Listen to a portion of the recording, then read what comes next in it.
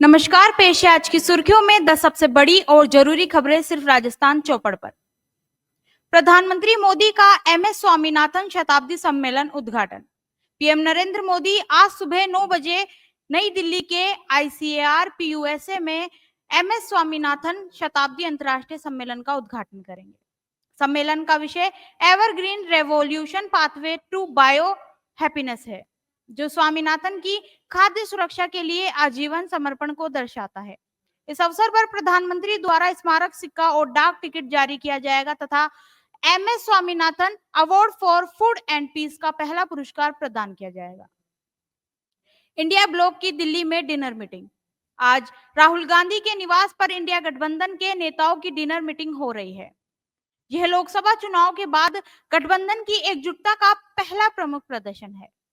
बैठक में बिहार में चल रहे स्पेशल इंसेंटिव रिवीजन की रणनीति और उपराष्ट्रपति चुनाव के लिए संयुक्त उम्मीदवार पर चर्चा होगी। समाजवादी पार्टी के अखिलेश यादव और राजद के तेजस्वी यादव ने अपनी उपस्थिति की पुष्टि की है। नेशनल हेराल्ड केस में कोर्ट सुनवाई। नेशनल हेराल्ड मामले में दिल्ली की रोज एवेन्यू कोर्ट में सुनवाई जारी है। कोर्ट ने 7 से 8 अगस्त के लिए मामले को सूचीबद्ध किया है। एनफोर्समेंट डायरेक्टरेट का चार्जशीट सोनिया गांधी, राहुल गांधी सहित कई नेताओं के खिलाफ दायर किया गया है, जिसमें 2000 करोड़ रुपए की संपत्ति के धोखाधड़ी से अधिग्रहण का आरोप है। स्वदेशी आंदोलन की 120वीं वर्षगांठ। आज 7 अगस्त 1905 को बंगाल विभाजन के विरोध में स्वदेशी आंदोलन की शुरुआत हुई थी। कोलकाता के टाउन हॉल में औपचारिक घोषणा के साथ शुरू हुए इस आंदोलन ने विदेशी वस्तुओं को बहिष्कार और स्वदेशी उत्पादों को बढ़ावा देने का आह्वान किया था।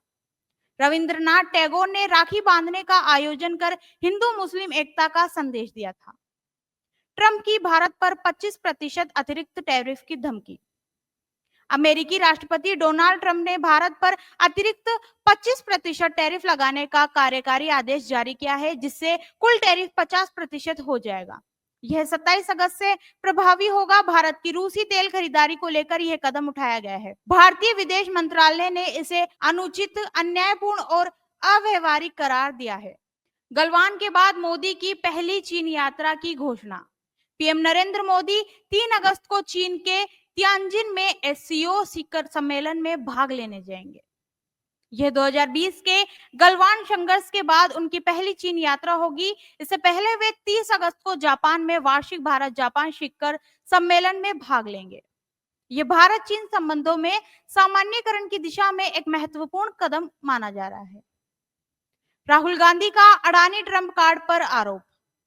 विपक्षी नेता राहुल गांधी ने आरोप लगाया कि प्रधानमंत्री मोदी अमेरिका में चल रही अडानी की जांच के कारण ट्रंप के सामने मजबूत रुख नहीं ले सकते। उन्होंने कहा कि मोदी अडानी और रूसी तेल सौदों के वित्तीय संबंधों को उजागर करने की धमकी के कारण मोदी के हाथ बंधे हुए हैं। वहीं दूसरी ओर शेयर बाजार में गिरावट। बीएसई सेंसेक्स 166.26 अंक गिरकर 80,543.99 पर और निफ्टी 75.35 अंक गिरकर 24,574.20 पर बंद हुआ। आरबीआई की नीति के बाद और अमेरिकी टैरिफ चिंताओं के कारण बाजार में मंदी रही। आईटी और फार्मा शेयरों में भारी गिरावट देखी गई। इसरो का EOS 8 उपग्रह लॉन्च। इसरो ने घोषणा की कि 15 अगस्त 2025 को अर्थ ऑब्जर्वेशन सैटेलाइट 8 लॉन्च किया जाएगा। हालांकि वास्तविक लॉन्च 16 अगस्त 2026 को हुआ था। यह उपग्रह मध्यम और लंबी अवधि के इंफ्रारेड बेंच में इमेजिंग के लिए तैयार किया गया है, जो आपदा निगरानी, पर्यावरण निगरानी और आग की पहचान में सहायक होगा। वहीं उत्तराखंड में बादल फटने से तबाही। उत्तरकाशी जिले के धराली गांव में बादल फटने से आई बाढ़ में अब तक 5 लोगों की मौत हो गई और 190 लोगों को बचाया गया। खीर गंगा नदी के ऊपरी हिस्से में बादल फटने से अचानक आई बाढ़ ने भारी तबाही मचाई। 11 सेना के जवान लापता है। मुख्यमंत्री पुष्कर सिंह धामी ने राहत कार्यों की निगरानी के लिए धराली का दौरा किया। आज की बात बस यहीं तक। तब तक के लिए देखते रहिए राजस्थान चौपड़। धन्यवाद।